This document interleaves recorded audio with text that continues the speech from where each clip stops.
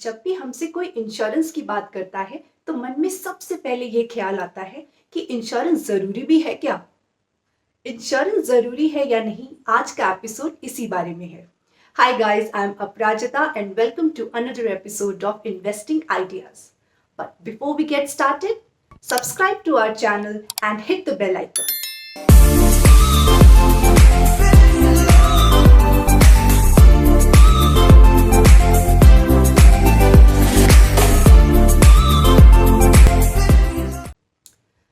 Insurance जरूरी है या नहीं, ये तो हम आपको आगे बताएंगे, पर सबसे पहले ये समझना जरूरी है कि आखिर इंश्योरेंस है क्या। इंश्योरेंस एक कॉन्ट्रैक्ट है आपके as a policy holder and insurance company के बीच में।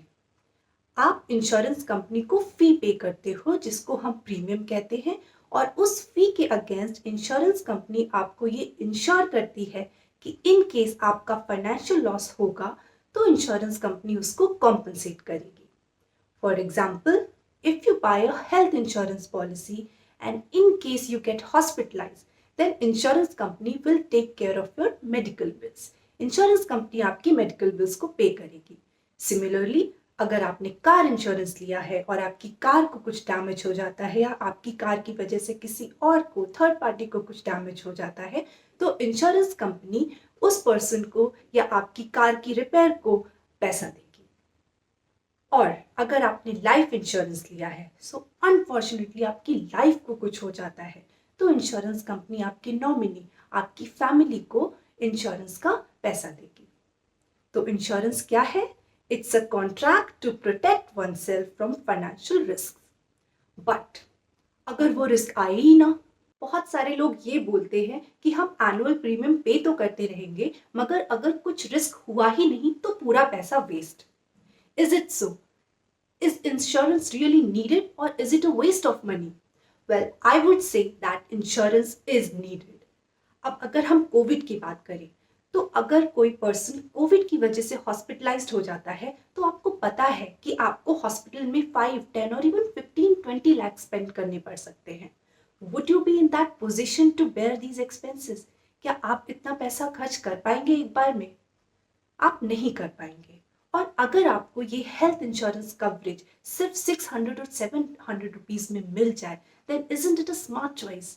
आपको सिर्फ 600-700 रुपीज पे करना है per month for approx 10 lakh rupees insurance, health insurance coverage, और आपको सेम अमाउंट ऑफ मनी पे 1 करोड़ का टर्म इंश्योरेंस कवर मिल सकता है if you are in your 20s।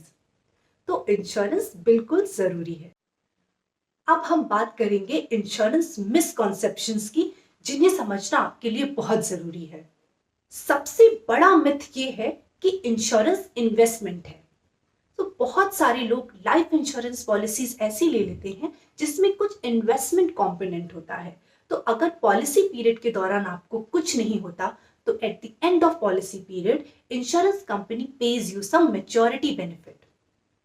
सबको ये ऑप्शन बहुत अच्छा लगता है, but what people don't understand is that you have to pay exorbitant premium on such policies. ये पॉलिसीज आपको 600-700 पर मंथ पे नहीं मिलेगी। तो अगर आपको कोई insurance as an investment option pitch करता है, तो आपको तुरंत अलर्ट हो जाना है। इंश्योरेंस इन्वेस्टमेंट नहीं है। इन्वेस्टमेंट के लिए आप स्टॉक्स में इन्वेस्ट कर सकते हो, mutual funds, gold, FDs, lot of investment options are there. मगर इंश्योरेंस आप अपनी वेल्थ प्रोटेक्शन के लिए लेते हो। तो लाइफ इंश्योरेंस सेगमेंट में आपको प्योर टर्म इंश्योरेंस पॉलिसी ही लेनी चाहिए और एंडाउमेंट और यूलिप पॉलिसीज को अवॉइड करना चाहिए। अगर आप इंश्योरेंस ये सोच के खरीदते हो कि आपको प्रीमियम के अगेंस्ट टैक्स एग्जेम्पशन मिल जाएगा, तो ये बहुत ही गलत अप्रोच है। हाँ, आपको लाइफ इंश्योरेंस और हेल्थ इंश्योरेंस प्रीमियम के अगेंस्ट टैक्स एग्जेम्पशन मिलता है, मगर ये आपका प्राइम ऑब्जेक्टिव नहीं हो सकता इंश्योरेंस खरीदने का। In fact car insurance, home insurance और प्रॉपर्टी इंश्योरेंस, ट्रैवल इंश्योरेंस, इन सब के प्रीमियम के अगेंस्ट तो टैक्स एग्जेम्पशन मिलता भी नहीं।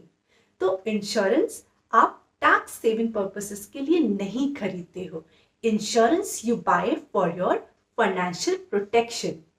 आई होप आज के वीडियो ने आपके इंश्योरेंस लिंक मिथ्स बस्ट किए होंगे। हमें कमेंट सेक्शन में जरूर बताएं कि आपका इंश्योरेंस खरीदने का प्राइमरी रीजन क्या था। Like this video, share this video, and subscribe to our YouTube channel. See you in the next episode. Sayonara.